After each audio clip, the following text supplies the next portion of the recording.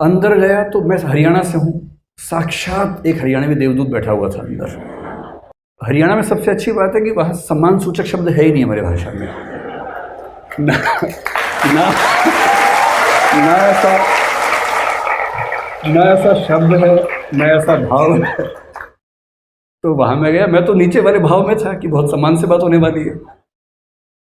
तो वहाँ मैं गया, मुझे लगा बैठने को बोलेंगे, तो उन्होंने नहीं बोला। उनका पहला सवाल था, क्यों जाना बाहर? बोले बाहर क्यों जाना चाहते हो? तो मैंने कहा घूमने के लिए जाना है। तो 2-3 बार ऐसी ऐसी बात बोल के फोटो मिलाई अच्छे से, तू ही है ना, तू ही है ना? मैंने कहा हाँ मैं ही हूँ भाई, मैं ही हूँ। मैंने बोले ठीक है जा, ठप्पा लगाया जा। तो मुझे भरोसा हुआ कि नहीं, मैं अपने देश में ही हूँ और वो संक्रमण चल रहा है। एक दिन में थोड़ा चेंज होता है, चेंज धीरे धीरे होता है, एक दिन में कहाँ चेंज होता है, समय लगता है चेंज होने में। ब्यूरोक्रेसी का कैरेक्टर कैसे चेंज होता है इसका एग्जाम्पल पिछले 10-20 साल में अगर आप देखेंगे तो दंग रह जाएंगे। कई ऐसे एग्जाम्पल्स हमारे सामने हैं। लेकिन सरकार ने क्या किया, पासपोर्ट बनाना आसान कर दिया। ड्राइविंग लाइसेंस जब मैंने पहली बार सोचा बनवा लूँ, और मैं हरियाणा में था तो मैंने उनसे पूछा कैसे बनता है, बोले नाम बता दो भेज देंगे। तो मैंने कहा नहीं आना तो होता होगा, गाड़ी चला के, अरे क्या गाड़ी चलाओगे, नाम भेज दो। फिर पता लगा इतना ही नहीं है, आप देश में किसी भी जिले से बनवा सकते हैं यहाँ बैठे बैठे। बस आपको नाम बताना है और एक तय राशि देनी है, बन किया जाता है। ड्राइविंग टेस्ट वेस्ट कुछ नहीं होता है।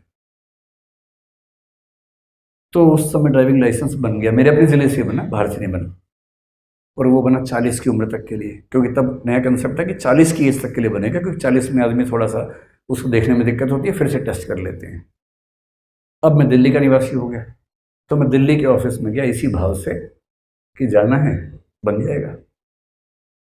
तो मैंने जाके लाइसेंस बनवाना है, तो पता लगा कि ऐसे नहीं बनता है, टेस्ट होता है। वो भी 2 टेस्ट होते हैं, एक होता है कंप्यूटर पे, एक होता है चला के दिखाना होता है। मुझे उम्मीद थी कि मैं वहाँ लाइन में खड़ा हूँ, कोई ना कोई साइड से आके बोलेगा मेरे टेस्ट की हो जाएगा, आ जाओ साइड में, पर कोई नहीं आया। टेस्ट की डेट आई। टेस्ट क्या है, कंप्यूटर पे आपको जाना 10 क्वेश्चन आएंगे। क्वेश्चन भी क्या पूछते हैं, अगर ऐसा एरो है तो कहाँ मुड़ना है, इस तरह के सवाल पूछते हैं, मुश्किल सवाल नहीं पूछते। तो मुझे तो बच्चों वाला टेस्ट होगा। मैंने बाहर देखा, उसके 10-20 लोग वहाँ पर एक किताब को वैसे ही पढ़ रहे जैसे यूपीएससी के एग्जाम से पहले बच्चे पढ़ते हैं। मैं घबरा गया, मैंने कहा भी क्या टेस्ट है अंदर। एक छोटी सी बच्ची मेरे पास आई, बोली आपका पहला अटेम्प्ट है?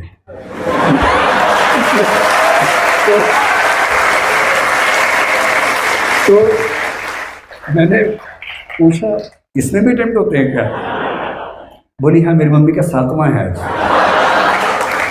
और एक महिला थोड़ी दूर धार्मिक भाव से किताब पढ़ रही है और साथ में वो धार्मिक कुछ कृत्य ऐसे ऐसे कर रही है कि हे भगवान इस बार करवा देना किसी तरह से। तो मुझे घबराहट हुई, क्या टेस्ट होता होगा। तो अंदर गए, अलग अलग कंप्यूटर है। मैं देख रहा था कि कहाँ खेल हो सकता है। कमरे में सीसीटीवी लगा हुआ है, तो वहाँ भी खेल नहीं हो सकता। हर कंप्यूटर के सामने कैमरा लगा हुआ है। आप जैसे कंप्यूटर पे जाएंगे, सबसे पहले आपकी फ़ोटो आपको दिखेगी उस पर, तो तय हो गया कि आप ही बैठे हुए हैं। फिर क्वेश्चंस आएंगे, 6 क्वेश्चन ठीक करने हैं लगभग 10 में से। जैसे 6 ठीक होंगे टेस्ट बंद हो जाता है, उसमें टॉप नहीं करना होता। मतलब अगर पहले 6 ठीक हो गए, 7वां आएगा ही नहीं, बोलेंगे हो गया आप जाओ। तो मेरा शायद 7वें 8वें में 6 हो गए, तो उसमें आ गया कि आपका हो गया जाओ। तो आसपास लोगों ने इस भाव से देखा क्या बात है यार, आपका तो हो गया। मुझे पहली बार लगा कि ड्राइविंग लाइसेंस बनवाना इतना ट्रांसपेरेंट काम हो सकता है। फिर मैं बाहर गया, मैंने कहा अब क्या करना है? बोले आपका ड्राइविंग टेस्ट होगा। 2-3 दिन के बाद बोला कि एक बाइक और एक कार लेके आ जाना। तो फिर मैं पहुंचा उस दिन बाइक और कार लेके। मतलब अकेले कैसे लेके जाऊंगा, 1-2 लोग साथ में थे। तो बोले कार चला के दिखाओ, तो कार चला के दिखाई तो कार पास हो गया। अच्छा वहाँ कैमरा लगा हुआ है, पूरी रिकॉर्डिंग हो रही है, और रिकॉर्डिंग मेरे अकाउंट में अटैच होने वाली है, ताकि बाद में जब सवाल उठे तो रिकॉर्डिंग दिखाई जा सके कि ये इस व्यक्ति की ड्राइविंग की रिकॉर्डिंग है पूरी की पूरी। ट्रांसपेरेंसी कैसे आती है प्रशासन में, तकनीक से। फिर बोले बाइक से जाओ, मैं बाइक से गया। आगे से मुड़ के आना था, एक जंगल जैसी जगह थी। आया वापस तो बोले आप फेल हो गए। तो जबकि मैं गिरा भी नहीं था, बाइक से मैं आराम से आ गया था, बाइक का मेरा अच्छा खासा अनुभव था। तो मैंने पूछा कि क्यों फेल हो गए? बोले अपने इंडिकेटर नहीं दिया। जंगल के अंदर घूम के आना था ऐसे। मैंने कहा इंडिकेटर किसको देता मैं बोले ये सब नहीं पता हमें, रूल इज रूल। तो फिर 1 महीने बाद फिर गया मैं, फिर बाइक चलाई। इस बार मैंने इंडिकेटर इतना अच्छे से दिया सब कुछ। मक्खी भी मेरी, तो मैंने इंडिकेटर दे दिया उसको कि भाई तुम टेंशन मत लेना। और फिर ड्राइविंग लाइसेंस मिला। मुझे बड़ी खुशी हुई कि कम से कम सड़क पर बाकी लोग भी इस परीक्षा से गुजर के आ रहे होंगे, वरना सड़क पे हमेशा ही खतरा होता है कि 100 में से 90 का लाइसेंस घर पे आया होगा और ये यही प्रैक्टिस कर रहे हैं हमारे आसपास ही। और क्या पता और क्या पता कि आप बाइक चला रहे हो, वो ट्रक में प्रैक्टिस कर रहा हो, ये भी तो हो सकता है ना। तो ब्यूरोक्रेसी को ट्रांसपेरेंट भी होना पड़ेगा। और सबसे अच्छी बात है 1990 के बाद एफिशिएंट ब्यूरोक्रेसी का कंसेप्ट हमारे समाज में आया, और हमारे सिविल सर्विस एग्जाम को लेकर भी, मसूरी की ट्रेनिंग को लेकर भी ये भाव बढ़ता गया। 2005 के बाद चीज़ें और आगे बढ़ गई, और अब कंसेप्ट आया कि हमें सर्विसेज जनता को बुला के नहीं देनी है, उनके घर जाके देनी है। Free service delivery mechanism. अगर अमेजोन आपके घर पे सामान भेज सकता है तो भारत सरकार क्यों नहीं भेज सकती? आपका पासपोर्ट बनाने की पूरी प्रक्रिया आपके घर पे क्यों नहीं हो सकती? कुछ लोग आपके घर पे आके आपका अटेस्टेशन करके साइन करके क्यों नहीं जा सकते, और पासपोर्ट बन के आपके घर पे क्यों नहीं आ सकता अगर आप उसकी फीस पे करने को तैयार है तो? और जब सर्विस डिलीवरी मैकेनिज्म की बात आई तो राज्य से अपेक्षा हुई कि अब सरकारी नौकरी का मतलब लाट साहबी पूरी खत्म हो चुकी है। अब आपको एक एक व्यक्ति को दिखाना है कि हम कैसे बेस्ट सर्विसेज आपको प्रोवाइड कर सकते हैं। पिछले 5-7 साल में अगर आपने एक्सपीरियंस देखे हो, और इसमें मुख्य भूमिका किसकी है? तकनीक की भूमिका है। और इसलिए मैं कहता हूं कि आजकल जो ब्यूरोक्रेट्स चाहिए, अगर आप लोग जाना चाह रहे हैं, सबसे पहली शर्त एक कायदे का लोक सेवक होने की अब ये है कि आप तकनीक के साथ दोस्त हों, तकनीक के दुश्मन ना हो, तकनीक से दूर ना भागते हों। और तकनीक हमारी जिंदगी कितनी आसान करती है, इसके एग्जाम्पल्स आपने आसपास देखे होंगे आपने। यूपीएससी का रिजल्ट आज से 20 साल पहले जब आता था, हजारों लोग यूपीएससी के बाहर खड़े होते थे, दंगा हो जाता था उस समय। दीवार पे चिपका हुआ देखने के लिए दंगा हो जाता था, लोग फाड़ लेते थे उसको, और एक के पीछे दौड़ रहे हैं, वो रिजल्ट लेके भाग गया। फिर साइबर कैफे का जमाना आया कि नेट पे आएगा, सब लोग अपने अपने घर के पड़ोस में साइबर कैफे में भीड़ लगाए खड़े हुए हैं।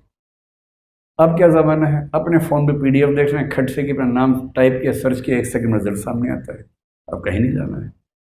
ये ई गवर्नेंस है। ई गवर्नेंस चीज़ों को कितना आसान कर देती है, इसका एक एग्जाम्पल है। हम कार से ट्रेवल करते हैं, सड़कें बन रही हैं आजकल पीपीपी मॉडल पे, हम टोल पे करेंगे, सड़कें अच्छी बनेंगी, एक्सप्रेसवे बनेंगे। टोल है तो टैक्स देना पड़ेगा। टोल टैक्स के जो प्लाजा है वहाँ पर 2 घंटे की लाइन है। एक्सप्रेस वे पे जाके आपने बचाया था 1.5 घंटा, टोल टैक्स पे करने में लग गए 2 घंटे। तो सरकार ने फिर एक कंसेप्ट सोचा, फास्टैग, कि हर गाड़ी पर फास्टैग होना ज़रूरी है। थोड़ी सुविधा हो गई, 1.5 घंटे के बदले कहीं कहीं 1 मिनट, कहीं आधा मिनट, कहीं कहीं 10 मिनट 15 मिनट हो गए। आप जाएंगे, गाड़ी पे फास्टैग है, स्कैनर है, स्कैन करेगा, खट से दरवाज़ा खुलेगा, आप जाएंगे, पैसा आपके अकाउंट से कट गया है, अलग से नहीं देना है आपको। अब जो आने वाला है, नितिन गडकरी ने कुछ दिन पहले घोषणा की कि मुश्किल से 6 महीने बाद, ये मुंबई वाले एक्सप्रेसवे पे शायद पहली बार आने वाला है, टोल प्लाजा भी नहीं होंगे।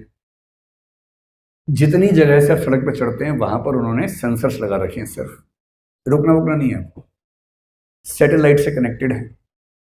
आप उस सड़क पे चढ़े, आपकी गाड़ी पर बस एक स्टिकर लगा हुआ है जिसको सेंस कर लिया, और जहां से आप उतरे वहां भी एक सेंसर है।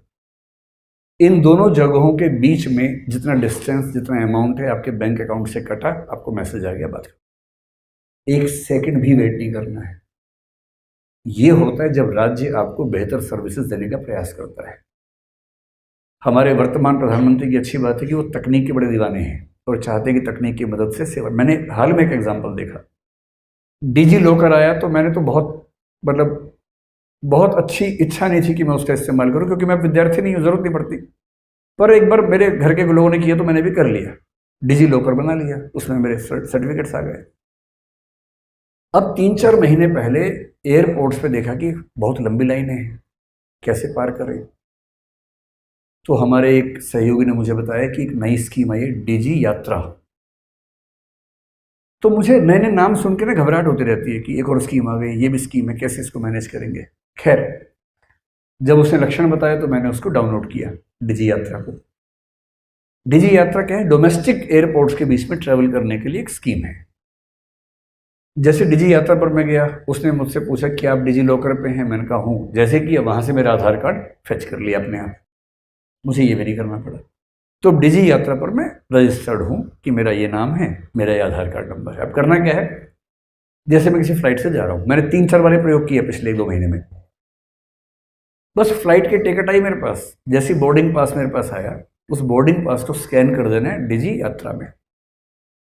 जैसे स्कैन हुआ, अब डिजी यात्रा कह रही है कि the information has been send to the airport. अब आप एयरपोर्ट जाएंगे, अब आप वीआईपी बन गए अचानक। वैसे कोई पूछ नहीं रहा था आपको, वहां लाइन में 20-20 लोग खड़े हैं, एक गेट पे लिखा है डिजी यात्रा ओनली। हम वहां गए हीरो बन के, सिर्फ फोन ऑन किया, डिजी यात्रा खोला, उस पर वो स्कैन किया, वो दिखाया मशीन को, सारे दरवाजे खुल जाते हैं। जिस चीज में 1 घंटा लगने वाला है वो 1 मिनट लगेगा। फिर आप आगे गए, सिक्योरिटी चेक, तो पता लगा वो आम आदमी का है, ये डिजी यात्रा वालों का है। तो बिजनेस क्लास, फर्स्ट क्लास, डिजी यात्रा सब एक साइड में है। तो डिजी यात्रा दिखाया, 1 से 2 मिनट में सिक्योरिटी चेक भी खत्म। और फिर हम पूछे अब क्या करना, बोले कुछ नहीं, आप खाली हो, बेरोजगार हो, 1 घंटा वेट करो, फिर फ्लाइट चलेगी, आपको लेके जाएगी। कितना आसान है तकनीक के इस्तेमाल से।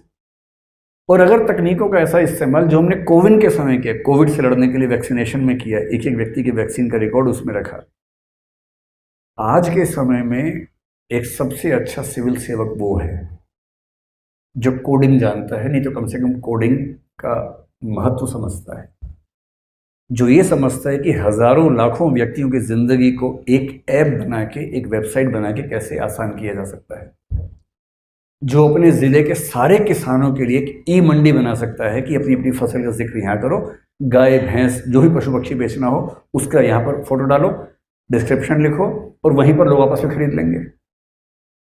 एक भी व्यक्ति भूखा ना मरे और एक भी व्यक्ति के पास अनाज न सड़े, इसकी एक ऐप बना सकता है।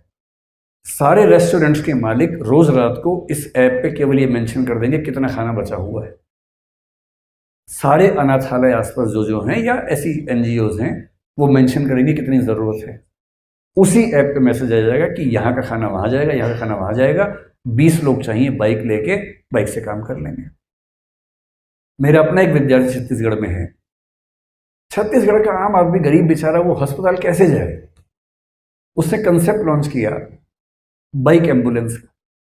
बहुत सारी एम्बुलेंस बाइक वाली हैं, एक ड्राइवर है, पीछे ऐसा सेटअप बना दिया कोई व्यक्ति बीमार बैठे तो गिरे नहीं, बस एक आराम से सुविधाजनक बना दिया है। बाइक एम्बुलेंस होते ही किसी भी व्यक्ति के लिए हॉस्पिटल तक जाना एकदम आसान काम हो गया। जो इतना इनोवेटिव किस्म का व्यक्ति है, वो व्यक्ति चाहिए आज के सिविल सेवाओं में। और उसके अलावा 2 चीजें और चाहिए। पहला, हम एक डेमोक्रेसी है और हम चीन नहीं है। चीन खुद को लोकतंत्र कहता है, बोलता है कि हम सिंगल पार्टी डेमोक्रेसी हैं। कितना मजेदार शब्द है ना, सिंगल पार्टी डेमोक्रेसी।